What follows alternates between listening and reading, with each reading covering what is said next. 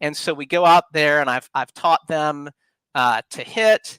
And my daughter always wants to take batting practice, and sometimes my son wants to kick a ball around rather than take batting practice. But we would go out in the evening, and the sun would be setting over the scoreboard behind the trees, and we got dirt on our hands, and for like an hour, it was paradise, right? Mm. And that was incredibly grounding for me. And those moments were isolated in a very long, difficult stretch, but they were perfect moments and perfect escapes with my kids. So that was one thing. I love movies. I go to the movies. At home with two kids, now three kids, wife, we have a wonderful home, but man, things are busy here, things are messy here, things are distracting here. So when I can get away, I get to the movie theater and I sit down and the lights go down and there's no distraction, there's no laundry to go off and do, there's no kids asking me to get them a glass of water. I'm just watching the film. I'm escaping into another Mm. world.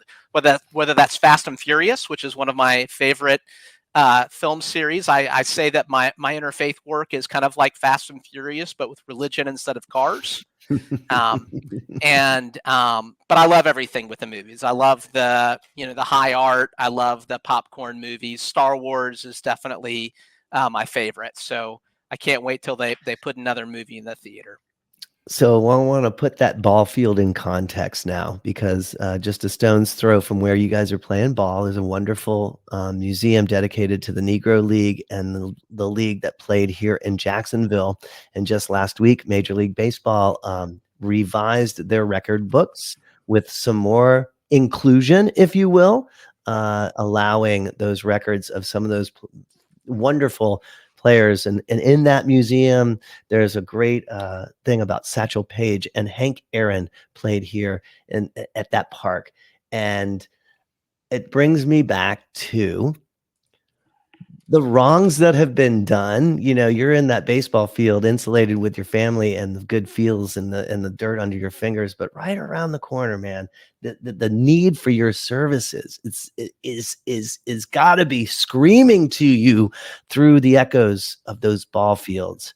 Yeah. Uh, Well, God, and if you go the other direction, Ron, you come to what was known as Confederate Park, right? yeah, Where yeah, the final Confederate monument has finally been taken down, and it took it happened, I think, in December.